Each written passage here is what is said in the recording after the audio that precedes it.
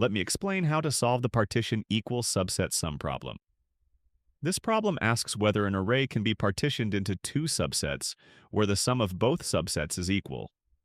You can solve this using dynamic programming table, however using set is more efficient. So I will explain using setWay. Let's use this example array because it's the same one used on LeetCode. The total sum of these numbers is 22.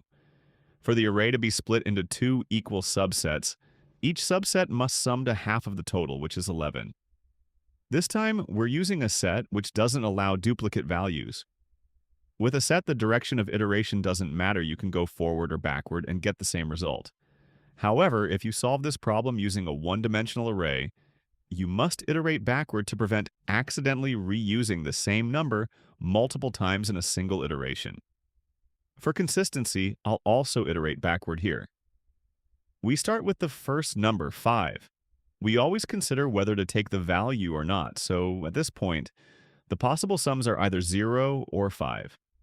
We add both results to the set. Next, we move to 11. For each value currently in the set, we add 11 and store the result. The reason why this works is that we're checked for all cases not choosing anything, choosing only 5, choosing only 11, and choosing both 5 and 11 together. If you want to optimize execution time, you can add an if statement to stop early when you find the target value in the set. Next is 5 again. We sum up each values in set. Last one is 1. We repeat same flow for last one.